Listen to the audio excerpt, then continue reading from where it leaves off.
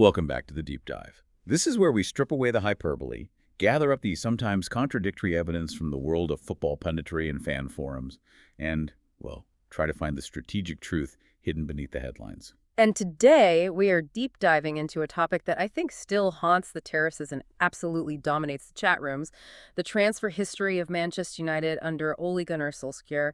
It's a discussion riddled with regret, revisionism, and some genuinely explosive claims. Absolutely. The sources we've got stacked up for this deep dive focus on the central narrative that has defined OGS's tenure in retrospect. The alleged vast chasm between the world-class players he reportedly identified and the collection of expensive talents the club ultimately delivered. Our mission is crucial here, isn't it? We're acting as impartial forensic accountants of football history, really. We need to unpack that central claim that OGS identified 3 generational talents only to be undermined. By synthesizing the varied, often emotionally charged viewpoints in the source material, we need to treat this material fairly. Yeah, we're exploring the alternative history, the what-ifs, by dissecting the facts and the friction points surrounding Erling Haaland, Declan Rice, and Jude Bellingham. And then we contrast those misses with the players they actually signed, Cristiano Ronaldo, Jadon Sancho, and Donny van de Beek. You are going to be left with a much clearer understanding of why even the best scouting report is just the starting gun in a complex, multi-million-pound race. It's highly emotional content, as transfer discussions always are for fans. We're grappling with the tension between, strategic brilliance, the manager identifying true talent, and organizational failure, the club's inability to execute the deal. So let's jump straight in. How much of this narrative is based on solid fact, and how much is merely retrospective frustration built on the colossal success of the ones that got away? Okay, let's unpack this. All right, let's get into it. We have to begin with the allegation that provides the foundation for this entire discussion. The core claim, heavily circulated in our sources, is a strategic fan fantasy. OGS identified 3 generational talents, Haaland, Rice, and Bellingham, as his absolute top priority targets. And the immediate comparison provided by the sources is just brutal in hindsight. Instead of that trio, a world-class striker, a generational central midfielder, and the best defensive midfielder in the Premier League United secured Cristiano Ronaldo, Jadon Sancho, and Donny van de Beek. It's the ultimate lesson in divergence, isn't it?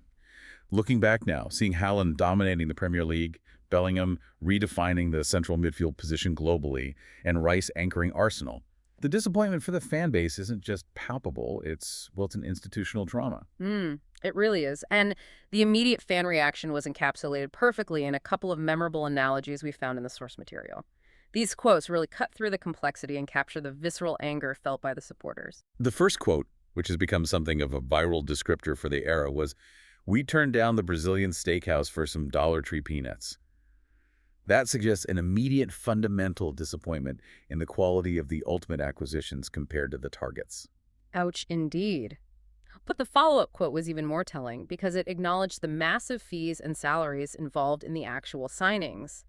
The source elaborated on the analogy, saying, "The problem is we paid Brazilian steakhouse prices for those Dollar Tree peanuts." That's where the pain really lands, isn't it? It's the feeling of signing big, expensive names, Ronaldo, Sancho, who commanded huge wages and transfer fees, and yet still ending up with players who, for various reasons, didn't fit the strategic needs of the club. It suggests profound financial and strategic waste. But here's where we immediately run into the counter-narrative, and this is crucial for our impartiality. As soon as this central claim surfaces, it is swiftly labeled in other sources as revisionist history, delusional, and often simply a fake narrative. Ah, yes. This counter-argument introduces the critical issue of bias. There is a strong viewpoint that these tales of the one that got away only emerge when managers fail and are sacked. It's a convenient excuse. It's the classic pattern, and one source specifically compared OGS's retrospective claims to David Moyes reportedly wanting Messi, or Toni Kroos, or Ralf Rangnick claiming he wanted Caicedo. The argument is simple. If these managers were so shrewd in their scouting, why is it only after they are dismissed and the players they wanted become world beaters elsewhere that these demands suddenly surface? That forces us to apply a critical lens, doesn't it? We have to ask whether OGS really put in the decisive push for these players, or if the board simply failed to land them for reasons beyond OGS's control, or if OGS is retrofitting his narrative now that Haaland is scoring 50 goals a season. Well, one post, however, tried to balance this. acknowledging that while the central claim might lack ironclad context, it does illustrate that Ole was often operating with one hand tied behind his back while delivering third and second place finishes. This suggests that even those challenging the narrative admit the structural issues and lack of support for the manager were real factors. So the core of the fan belief, regardless of OGS's exact demands, is that the overall transfer strategy at United since Sir Alex Ferguson has been fundamentally flawed. Abysmal is the word used, and characterized by winging it. The club, according to consensus, has often prioritized commercial reasons or simply chasing a big name over a coherent long-term footballing strategy. And that underlying long-term failure is the fertile ground where these sensational claims that a brilliant coach was undermined truly thrive. It confirms a bias many fans already hold, that the club leadership and structure are fundamentally broken when it comes to recruitment and strategic planning. These missed transfers just become proof points for a decade of mismanagement. Right. Okay, let's move from general grievances to specific excruciating details, starting with Erling Haaland.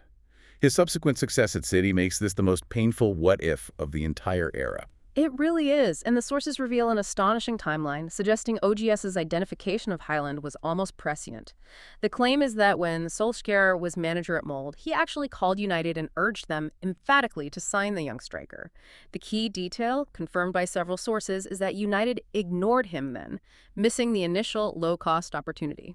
Wow. That is the ultimate scouting nightmare. The manager flags a generational talent when he is dirt cheap, and the club fails to act on the instinct. It gets even more specific later on, doesn't it? It does. When Haaland had moved on to Red Bull Salzburg and was showing massive early promise, OGS, now the United manager, reportedly asked the board again. The sources suggest United missed a potential signing at that stage for a fee of only around 15 meters or 20 meters.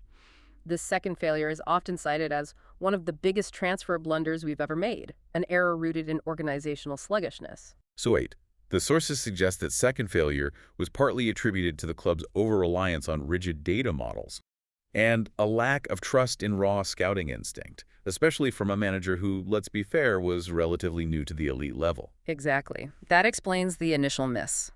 However, the subsequent high-profile failure to sign him later on, when he was moving from Salzburg to Dortmund, is far more complex. It shifts the blame squarely onto the negotiation strategy and, well, the role of his lead agent, Mino Raiola. Here's where the true depth of the issue lies, isn't it? According to multiple sources, the ultimate deal-breaker was Haaland and Raiola demanding a non-negotiable release clause in the contract. They wanted the ability to treat United as a stepping stone to guarantee a move to a long-term desired destination, reportedly Real Madrid, if things didn't work out within 2 or 3 years. And United, standing firm on what they perceived as maintaining club control and dignity, flatly refused this clause. This is a crucial strategic conflict. United's traditional recruitment model focuses on buying players as long-term assets, controlling their value, ensuring loyalty. Raiola was offering, essentially, a short-term service contract. The common viewpoint in the source material suggests United were strategically correct to reject it, arguing that accepting the clause would have set a dangerous precedent. They predicted Haaland would have easily moved to City at the earliest opportunity, citing the strong connection through his father. The club prioritized control and reputation over short-term gain. But here's where we need to introduce the critical counterargument found in our sources, the win-win perspective.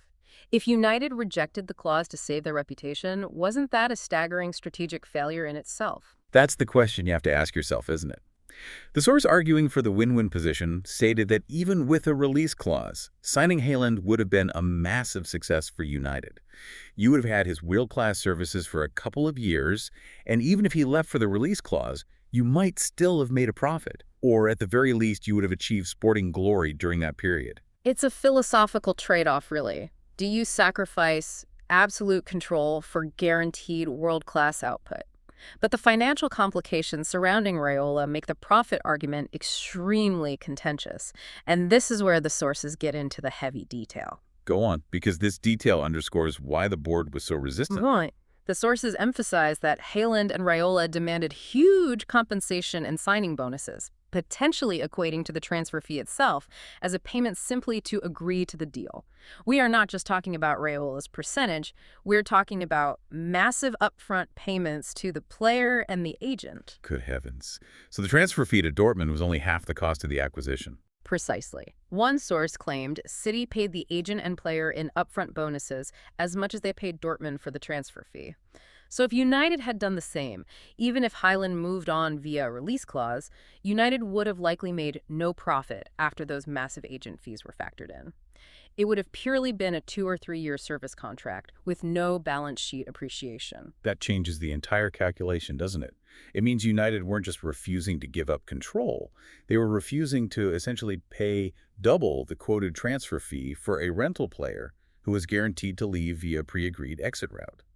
The board was wary of setting up precedent where powerful agents dictate terms that undermine the club's financial model. Exactly. What started as a simple claim, OGS wanted Haaland unravels into a complex negotiation battle about loyalty, the strategic value of a short-term, world-class rental versus a long-term club asset, and astronomical agent demands.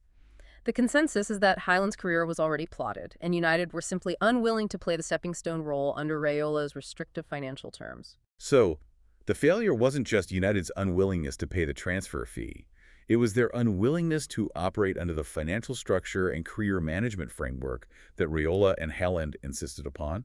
It was a failure of two fundamentally different organizational philosophies meeting head-on.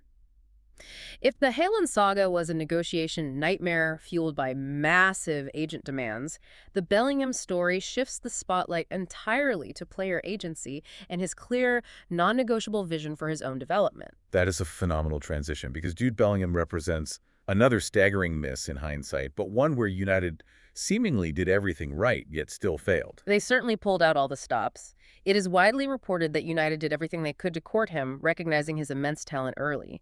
Bellingham famously visited the club's facilities at Carrington. Sources confirm he spoke to a murderer's row of club legends, including Brian Robson, Sir Alex Ferguson, and even Eric Cantona. That is the definition of the full charm offensive. You're bringing out the biggest guns in the club's history to try and impress a young lad. One source even claimed that Brian Robson, the ultimate midfield engine, walked away from the conversation feeling they had him in the bag. Yet he chose Borussia Dortmund, and the sources are absolutely unanimous on the crucial deal breaker. Bellingham wanted a rock-solid guarantee for playing time-guaranteed football, which OGS and United, giving the current squad depth, the immense pressure, and the transitional nature of the club at the time, simply could not provide at his age. And Dortmund, with their reputation for polishing young English gems in their clear development path, could offer that guarantee.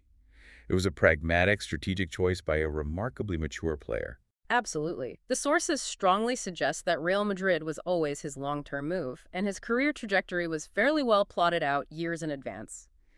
Bellingham saw Dortmund as the necessary, guaranteed step between the English Championship and the Bernabeu, where he could play 90 minutes every week and develop his game at the highest level without the immense scrutiny that comes with an immediate move to Old Trafford. So this means the failure wasn't due to poor talent identification by OGS, he was bang on, again, but a conscious and incredibly sensible decision by the player himself that prioritized minutes and development over immediate prestige or money from a club that was, well, at that time, unstable. The conclusion across multiple sources is firm. Bellingham never wanted to join United, or just flat out rejected us because he prioritized his progression. This is a vital nuance. The narrative that United ruined the deal is less about their inability to offer money and more about their inability to offer a stable, guaranteed pathway for a rising star. And that in itself speaks volumes about the perception of United at that time, doesn't it? A club that was once the pinnacle, capable of attracting any player, was now being viewed as a difficult, potentially career-stalling, transitional environment that a shrewd young talent wanted to avoid. The club's instability became its biggest transfer obstacle. It does. It shows the erosion of United's legendary pulling power. When a player who is 17 or 18 decides that a club of United's stature cannot offer him a better pathway than Dortmund, it's a profound reflection of the organizational chaos. It implies that the club couldn't guarantee minutes because the manager's job stability wasn't guaranteed and the system was constantly in flux. We've discussed the two massive generational talents who seemed impossible to acquire due to extreme financial demands or the player's own strategic path. Now let's turn our attention to the one that, according to our sources, was the most feasible target on OGS's list: Declan Rice. Strategically, this was the absolute priority position. Rice was the defensive midfielder, the six, that fans all knew we needed that summer. United's midfield balance was consistently questioned, and Rice was playing brilliantly at West Ham, seemingly the perfect anchor OGS needed to complete his tactical vision. Right. So if he was the most feasible, why did this one fall apart?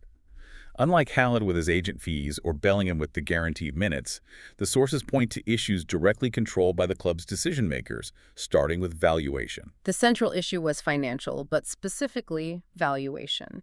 United did not rate him highly enough to meet West Ham's asking price. This is where the penny drops on how fundamentally misaligned United's decision-makers were with the burgeoning market. One source recalls the club internally thinking he was significantly overvalued at 45 hours. $45 million. For Declan Rice, that is. That's just a staggering miscalculation of a crucial positional player's worth. A player who would go on to command over £100 million just a few years later.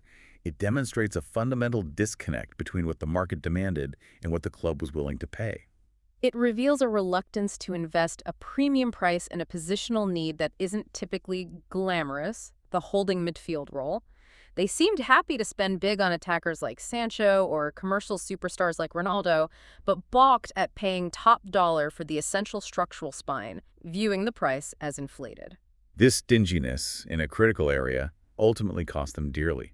But there was a second factor that also complicated the move, linked to the player's personal wishes. Yes, the geography factor. Several sources emphasize that Rice is a London boy who, at the time, wanted to stay in London. While United was an option, his preference immediately narrowed the contest down to London clubs, making it primarily a battle between Arsenal and Chelsea. That is a crucial reminder that players aren't commodities. They are people with lives and homes. If a player is already looking to stay in the capital, United were always playing catch-up, and the valuation issue only compounded that geographical disadvantage. And finally, OGS's own role in the collapse of the Rice deal is detailed in the sources, and it's less aggressive than his pursuit of Haaland and Bellingham. One quote suggests that Solskjaer never really pushed for Declan Rice due to that perceived high price West Ham demanded. That is a significant insight. While he identified the player, the perceived cost meant he didn't fight tooth and nail for the deal. That suggests either an acceptance of the club's stringent financial limits or perhaps a lack of conviction regarding the premium required for Rice, which contrasts sharply with his reported passion for Haaland. It suggests the financial structure constrained the manager's ability to demand what he truly needed. Absolutely. The manager was forced into a resigned approach to dealing with the club's restrictive transfer policies, leading him to accept alternative, or perhaps nothing at all in that critical position for a while. That failure to secure the defensive anchor would subsequently compound the problems introduced by the attacking signings they did make. We've dissected the three massive misses that define the OGS era. Now we must turn to the trio. United actually signed Jadon Sancho, Cristiano Ronaldo, and Donny van de Beek, and analyzed them based on the context at the time of their signing, not simply their final outcome. This is essential to understand the organizational strategy. Right. Let's start with Jadon Sancho, arguably the most complex and heartbreaking failure on the list. Our sources confirm he was reportedly OGS's ultimate target and dream RW signing for a very long time. Crucially, the fans were begging for Sancho, who is posting world-class stats in Germany. We're talking 40 goal involvements in a season, an absolutely elite output. So this was not a compromise. This was OGS getting his man after a lengthy, highly public pursuit, cheered on by the masses who saw him as the missing piece on the right wing. The subsequent decline and failure is, therefore, truly baffling. It is painted in the sources as a genuine mystery, a systemic failure that defies easy explanation. One source compared it to the inexplicable decline of Nicolas Anelka at Real Madrid, stating simply, "I still don't know what went wrong." It suggests a failure that transcended mere tactics or injury, implying a profound psychological or systemic issue within the club that simply dismantled a world-class talent upon arrival. When a player who is performing at an elite level suddenly loses all form and confidence, it points towards an organizational inability to integrate and support new signings, particularly young ones coming into a pressure cooker environment. The cost of that systemic failure goes far beyond the transfer fee. It does, and it highlights the lack of a cohesive structure. If the manager and the recruitment team finally land the dream target and that player immediately withers, it tells you that the environment is toxic to talent development, regardless of the quality of the scouting. Moving on to the bombshell signing, Cristiano Ronaldo. This transfer was commercially irresistible, especially considering the local rivalry twist snatching him from City's grasp. Oh, absolutely. Ronaldo's signing was viewed as a massive commercial and sentimental coup. Sources confirm he repaid himself within 24 hours of signing through merchandise alone. On the pitch, you cannot deny his statistical output. He undeniably delivered goals and was the team's top goal scorer. But strategically, this is precisely where the sources suggest the structural issues under OGS were fatally exposed. Correct. The sources strongly suggest that OGS greenlit the transfer for CI7, which ultimately led to his demise. Why? Because Ronaldo's arrival clashed directly with the tactical evolution OGS was attempting to implement. Let's break down that tactical clash, because this is where the technical detail matters to our listeners. OGS was reportedly trying to transition the team from a quick counterattacking style to a high-energy front press system. Precisely. A front press system demands relentless, coordinated defensive work from the forward line. This is crucial. The striker is the first line of defense, setting the tempo and angling the opposition's play. Ronaldo, at that stage of his career, simply could not or would not provide that constant high-octane pressure. His presence forced the team to drop deeper. The moment Ronaldo arrives, the entire tactical foundation shifts. The manager can no longer build the system he wants. The sources confirm this forced strategic retreat. While some sources argued he suited the counterattack just fine, others insist the team was forced to play only for Ronaldo, abandoning the development of the collective system. That arrival shifted the focus and balance, moving the team away from the hard-pressing identity OGS needed to compete with the likes of Liverpool and City. So even if Ronaldo was scoring, he fundamentally undermined the style OGS wanted to evolve into. It was a strategic regression disguised as a glorious homecoming. The arrival of such a dominant figure, even a returning legend, forced a strategic retreat that the manager simply couldn't recover from, leading to internal tactical confusion and instability. And that instability was compounded by the players OGS already had. As one comment noted, Ronaldo was doing his job, but the manager's tactical acumen was always suspect, particularly pairing expensive center backs and fullbacks like Harry Maguire and Aaron Wan-Bissaka with the high-line defense needed for a successful front press. We'll delve deeper into the Maguire-Wan-Bissaka issue in the next section, but it's a perfect example of system failure. Indeed. Finally, we have Donny van de Beek, the forgotten man, whose transfer is almost a footnote in this saga but speaks volumes about resource management. So what's the consensus on that transfer? It's generally labeled a strange transfer and a total disaster. There's enormous confusion about his true position and why he was bought. One source speculated he was a panic buy when the club was chasing Frenkie de Jong for too long and needed someone to show activity. But others dispute this, saying Casemiro was the FDJ alternative. Consensus holds that Donny was a different player profile to a position we didn't really need. That suggests the club prioritized transfer activity and bringing in a recognizable name from Ajax, rather than buying a player who actually addressed the glaring need for a defensive midfielder, the role Declan Rice was meant to fill. It screams of poor planning and reactive buying. They were chasing the wrong profile, or they were forced to settle for a player who didn't fit the needs, rather than a failure of the player himself. Despite the lack of success, sources do praise his attitude, stating that even when he knew he was disappointing people, you cannot accuse him of not giving effort. He was running his ass off, even when always a step late. That is a crucial point.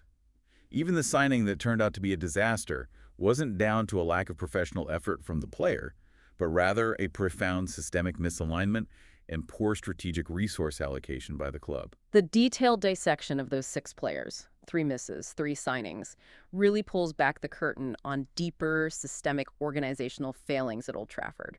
This entire saga isn't just about Ole Gunnar Solskjaer's coaching ability, it's about a decade of poor infrastructure. And the sources pinpoint the root cause. The club's inconsistency in target profile is noted as the most glaring issue. There was no consistency in the type of players sought, leading to a patchwork squad that simply didn't mesh tactically. They were buying names and positions, not profiles for a system. This inconsistency ties directly into AGS's tactical choices and the famous Maguire-Wan-Bissaka dilemma. The purchase of fullbacks like Aaron Wan-Bissaka and center backs like Harry Maguire, players known for their static defensive strength and ball recovery, not speed or turning radius, only to then use them in a high-line defense and a play-out from the back system, is specifically cited in the sources as horrible management and recruitment. Right. Let's elaborate on why that combination fails. A high defensive line, which is necessary for a front-pressing system to succeed, as it compresses the pitch, requires center backs and fullbacks with elite recovery pace and agility. If the opposition breaks the press, those defenders must be quick enough to sprint back and deal with balls over the top. Exactly. The critique in the sources suggests that Maguire and Wan-Bissaka, while excellent in static duels, lack the rapid acceleration and turning speed required for that modern, high-risk, high-reward system. They were constantly getting exposed because the manager was asking them to play a system they were fundamentally ill-equipped for. It suggests a manager and recruitment team working against each other, or perhaps a recruitment team signing names rather than profiles. This is the ultimate damning evidence of a poor long-term strategy, confirmed by the subsequent clear-out. Sources note that almost no one from Ole's squad is in the team anymore. That mass exodus shows how unsustainable the recruitment model was. And that failure leads us inevitably back to the ownership critique, which is the pervasive argument in the sources. The belief is that OGS, like his predecessors, got screwed by the Glazers. The consistent lack of competent ownership and leadership is framed as the root cause for United's abysmal transfer history since Sir Alex Ferguson retired. It's not just that they signed bad players, it's that the players they signed, Ronaldo, Sancho, were commercially irresistible, almost regardless of footballing fit. The organization was valuing shirt sales, global reach, and commercial gain over tactical coherence and long-term structure. When leadership is focused solely on commercial metrics, you end up with chaos. The manager, whether OGS or others, is often set up to fail because the priorities of the transfer committee are misaligned with the priorities of the tactical structure. It's a fundamental breakdown of synergy. Interestingly, the sources do end on a slight note of contemporary optimism, or at least a perceived shift in direction, which suggests the fans are keenly watching the new structure. Yes. There is a perception that recruitment business has improved under Ineos, suggesting a structural shift towards signing players who suit a defined long-term system rather than fulfilling the wishes of a single manager. This is viewed as moving towards the model adopted by successful rivals like Liverpool and City, who prioritize structure and planning above all else.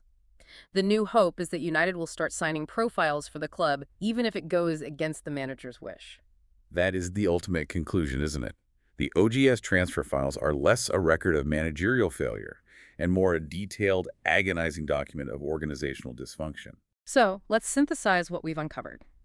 We started with the narrative of the brilliant manager undermined by clueless bosses, and we end up with a much more complex picture defined by strategic trade-offs, agent power, and organizational rigidity. We can confidently conclude that Ole Gunnar Solskjaer clearly had an excellent eye for talent, identifying players who went on to become generational stars in Haaland and Bellingham. That part of the central claim holds up beautifully. Absolutely. But the failure to secure them was not due to a single, easily fixable mistake. The deals collapsed because of incredibly complex external factors.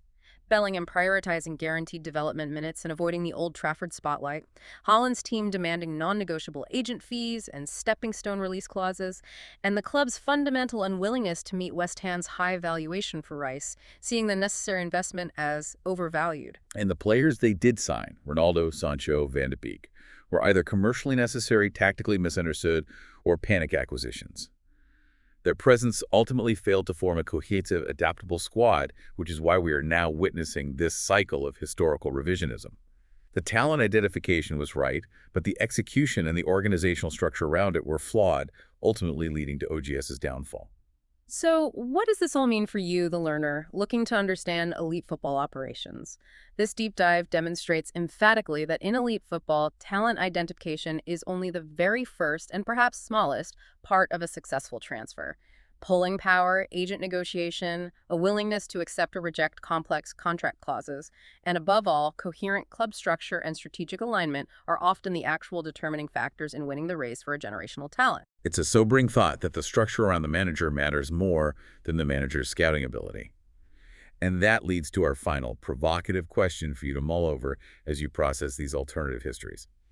Considering all the financial specifics we discussed about Haaland, the massive agent fees, and the non-negotiable release clause, what value do you place on reputation versus short-term service? If United had been willing to accept the release clause and pay those massive agent fees, effectively getting 2 years of world-class Haaland, even as a guaranteed stepping stone to Madrid, would the sporting glory and exposure have fundamentally altered the club's reputation and trajectory enough to attract the next generation of top talent?